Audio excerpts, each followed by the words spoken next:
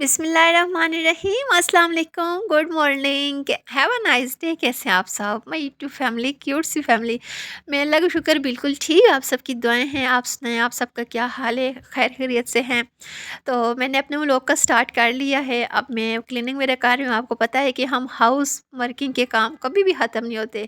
बस जान है कि नहीं, लेकिन हमने डेली के काम लाजमी करने होते हैं। डेली बेसिस पे घर को क्लीन करना होता है, बच्चों की टेक केयर करनी होती है, कुकिंग करनी होती है। ये हमारे काम मस्ट होते हैं डेली बेसिस पे। हमारे पास टाइम है कि नहीं, हमने इन कामों को लाजमी टाइम देना होता है। बस घर को भी साफ़ सुथरा रखना है, बच्चों को भी साफ़ सुथरा रखना है। तो वही एक रूटीन हमारी डेली बेसिस पे चलती है। तो आज एक्चुअली मैंने चले जाना था बाज़ार। बाज़ार में मैंने कुछ शॉपिंग करनी थी, क्योंकि एक्चुअली मेरे भाई का निकाह आने वाला है। तो पहले तो फैमिली कज़न्स की शादी थी, फिर सडनली हमारे घर में भी इवेंट आ गया है, भाई का निकाह है। तो अब उसकी भी प्रिपरेशन करनी थी। तो मैं सारे घर के काम वाइंड अप कर रही थी। मैंने कहा कि ऐसा करती हूँ कि सारे काम सँभाल के जाऊँगी। आपको पता है, जब बंदा वापस आता है ना बाज़ार से, तो बहुत ज़्यादा थका हुआ होता है। तो बाद में भी आके खुद ही करना है तो बेहतर है करके ही बंदा चला जाए, तो वो ज़्यादा बेहतर है। क्योंकि इतना उस टाइम बंदे को बर्डन नहीं फ़ील होता कि मैं फिर घर आऊँगी, काम करूँगी, ये करूँगी। तो मैं कोशिश ये होती है कि मैं जब भी कहीं जाना होता है ना, मैं घर के सारे काम वाइंड अप करके जाती हूँ। तो डस्टिंग मेरा भी साथ में करी थी, ड्राइंग रूम में मोपिंग की है, तो साथ में टेबल थोड़ा-सा डर्टी था, इसके ऊपर भी पानी के निशान वगैरह थे, तो सोचा इसको भी साफ़ कर लेती हूँ, अच्छा नहीं लगता।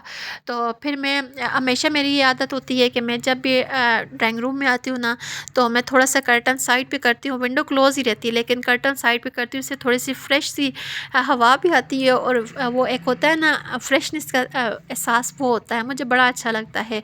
वैसे जब सर्दी होती है या धूप नहीं होती, फिर मैं कर्टन आगे ही किए रखती हूँ। फिर जब धूप आती है, मुझे बहुत ज़्यादा अच्छा लगता है, क्योंकि घर बंद है ना, तो फिर वो एक फ्रेश सी हवा आती रहती है, धूप आती है, तो मुझे बहुत ज़्यादा अच्छा लगता है, कोज़ी सा घर लगता है।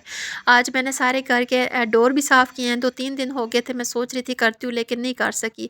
कभी-कभी ऐसे होता है ना, बंदा सारे घर के काम इकट्ठे ही खोल लेता है। आज मेरे पास टाइम भी नहीं था, इसके बावजूद मैंने सारे घर के काम इकट्ठे ही खोल लिए हैं। हस्बैंड मुझे कह रहे थे कि 2:30 बजे तक रेडी रहना, फिर बाज़ार चले जाएँगे। तो मैंने 2:30 बजे से पहले सारे काम वाइंड अप करने थे, कपड़े भी धोने थे, और आज मैंने सोचा मैं कारपेट भी वॉश कर लेती हूँ, कि बता रहे हैं कि 3-4 दिन बाद फिर बारिशें कंटिन्यूअसली स्टार्ट हो जाएँगी। तो मैंने कहा कि ऐसा करती हूँ कि आज कारपेट भी वॉश कर लेती हूँ। का सबसे पहले मैं कपड़े वगैरह वॉश करके सारे नीचे के काम वाइंड अप करके छत पे आ गई थी, और इस बरामदे को मैंने वॉश किया, क्योंकि इसमें बहुत ज़्यादा डस्ट थी। तो पहले सारा बरामदा अच्छे से वॉश किया, वाइपर लगाया, फिर उसके बाद मैंने कारपेट को डाला है। इसको अच्छे से मैंने पानी लगाया, फिर सर्फ़ डाला, और ब्रश के साथ अच्छे से रगड़ के, फिर वाइपर के साथ इसको पानी निकाला। सर्फ़ निकालने के बाद साफ़ पानी डाल के, तो अच्छे से मैंने इसको वॉश किया। ऊपर ना छत पे जब भी कारपेट वॉश करती हूँ, जल्दी धुल जाती है, नीचे बहुत ज़्यादा गंद बनता है, सारे कमरों में पानी चला जाता है। फिर कारपेट के जो नीचे से होती है ना डस्ट सी, वो फिर उसकी वजह से सारे कमरों में वो एक तह सी जम जाती है, फिर मुझे सर्फ़ के साथ वॉश करना पड़ता है। तो लगी हाथ, तो अल्हम्दुलिल्लाह कारपेट भी वॉश कर ली थी, और सारे कपड़े जितने भी धो के लेके आई थी पहले, वो मैंने छत पे रखे हैं। मैंने कहा एक दफ़ा छत वॉश करती हूँ, क्योंकि डस्ट बहुत ज़्यादा है, तो कपड़े गिरते हैं तो फिर गंदे हो जाते हैं। फिर सारे छत को मैंने धोया है, और सब फिर सारे कपड़े मैंने डाले हैं। इस दौरान मैं इतनी ज़्यादा थक चुकी थी कि मैं आपको बता नहीं सकती, मेरी साँस लेने की भी हिम्मत इस दौरान नहीं हो रही थी। मैं कहती हूँ बस अलादीन का चिराग, और मैं नीचे चली जाऊँ और मैं चुप करके खाना खा लूँ, क्योंकि बहुत ज़्यादा भूख लगी हुई थी। हल्का-फुल्का सा ब्रेकफ़ास्ट किया था, क्योंकि मैं ब्रेकफ़ास्ट करती हूँ, लेकिन इतना हैवी वाला नहीं करती। होता चाय पराठा है, लेकिन थोड़ा-सा खाती हूँ, और फिर इतना ना भी खाओ तो वो भी बंदा का वो एक स्टमक ख़राब होता है, और ज़्यादा खा लूँ तो मुझे थोड़ा-सा हैवी-हैवी फ़ील होता है। इसलिए मैं हल्का-फुल्का ऐसा ब्रेकफ़ास्ट करती हूँ, और अभी मुझे इतनी ज़्यादा भूख लगी हुई थी, और मुझे हस्बैंड का भी था कि वो आ गए हैं। मैंने उन्हें कहा है कि आप बच्चों को फ्रेश करें, मैं फटाफट आती हूँ नीचे, और खाना वगैरह रेडी करती हूँ लंच करके, तब बाज़ार जाएँगे। तो नीचे मैं आ रही थी, और इस दौरान मैं इतनी ज़्यादा थक चुकी थी, मेरे से स्टेयर्स पे भी मैं आहिस्ता-आहिस्ता आराम-आराम से आ रही थी, कि मेरी टाँगें काँप रही थी, क्योंकि मैं अगर खाना ना खाऊँ तो मेरा बीपी डाउन हो जाता है। अभी हम लोगों ने लंच वगैरह मैंने प्रिपेयर किया, वो खाया है। बच्चों का रूम अल्हम्दुलिल्लाह इस तरह साफ़-सुथरा मैंने किया है। बच्चे साइड पे थे, क्योंकि उन्हें मैं फ्रेश कर रही थी, हस्बैंड ने तो नहीं किया। मैंने कहा चलिए आपके कपड़े गीले हैं, तो बच्चों को भी कपड़े चेंज करवाती हूँ, और इसी दौरान मैंने चूल्हे पे चाय रखी है, अपने लिए और हस्बैंड के लिए चाय बनाई है, कि मुझे बहुत ज़्यादा थकावट फ़ील हो रही थी। मैंने कहा चाय पी के बाज़ार जाऊँगी, लेकिन इसी दौरान भाई का फ़ोन आ गया था कि हॉस्पिटल आ जाओ, क्योंकि मेरी भाभी उसकी भी भाभी है, मेरी भी भाभी, मतलब मेरे जो बड़े भाई हैं ना उनकी वाइफ़ है। तो वो आउट ऑफ़ कंट्री होते हैं। तो भाभी की सडनली तबीयत थोड़ी ख़राब हुई, वो चेकअप के लिए आई हैं। उनका बवासीर का ऑपरेट था। तो उन्हें डॉक्टर ने इमरजेंसी में ऑपरेट का कह दिया है कि आप ऑपरेट करवा लें, बेहतर यही है। तो भाई कहते हैं कि आप जल्दी से आ जाओ ताकि आप भाभी के पास हो, मैं आके जो मैं डॉक्यूमेंट्स वगैरह होते हैं ना उनका काम वगैरह कर लूँ। और इनकी तबीयत भी बहुत ज़्यादा अपसेट थी। तो मैं फिर चली गई थी भाभी के पास। इस व्लॉग को आप ज़्यादा से ज़्यादा लाइक एंड शेयर कीजिएगा। इस पे मैंने बहुत ज़्यादा मेहनत की है, क्योंकि एक तो एडिटिंग तो एक होती ही होती है, लेकिन इसको मैंने 2 दफ़ा वॉइस ओवर किया। एक दफ़ा वॉइस ओवर कंप्लीट हो चुका था तो मेरे से सडनली ही डिलीट हो गया। मुझे इतना ज़्यादा दुःख हुआ है कि मैंने पूरा वॉइस ओवर किया है, फिर मेरे से डिलीट हो गया। तो थोड़ी-सी मेहनत मैंने इस पे बाकी व्लॉग्स की निस्बत ज़्यादा की है। तो आपने लाइक शेयर लाज़मी करना, ओके, और सब्सक्राइब करना मत भूलिएगा। भाभी का ऑपरेट हो चुका था, क्योंकि इतनी ज़्यादा इस ऑपरेट पे ना इतना ज़्यादा टाइम नहीं लगता, मतलब हार्डली 40-45 मिनट्स लगे थे, फिर भाभी आ गई हैं। तो जो मेरा भतीजा है वो भी बहुत ज़्यादा अपसेट था अपनी मदर के लिए, क्योंकि वो एक ही भाई है, मतलब उसके और बहन भाई नहीं है।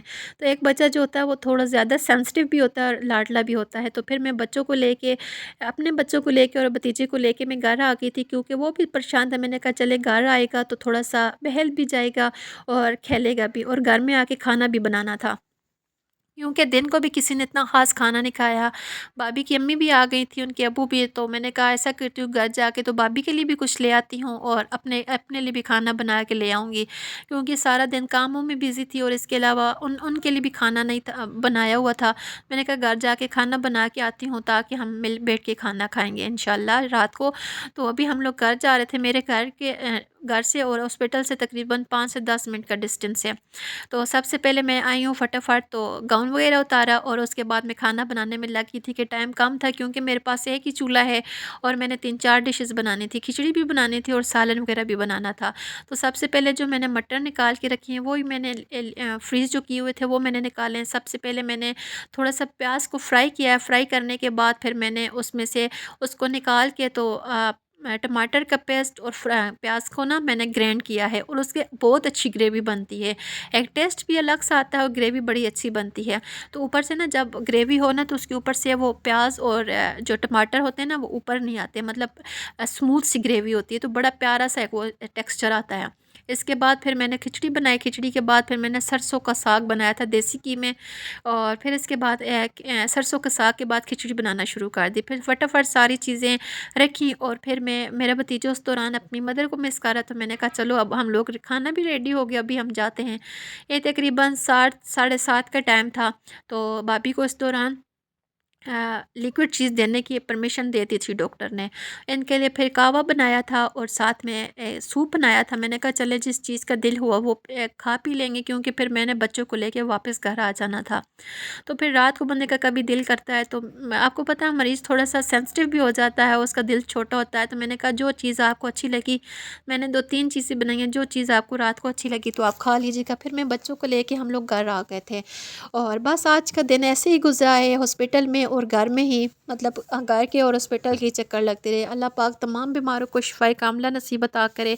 मुझे भी आप अपनी दुआओं में याद कीजिएगा और प्लीज़ मेरे चैनल को लाज़मी सब्सक्राइब कीजिएगा। आपकी सपोर्ट की मुझे बहुत ज़्यादा ज़रूरत है। Thanks for watching me. Okay, अल्लाह हाफ़िज़ and please remember me in your prayer.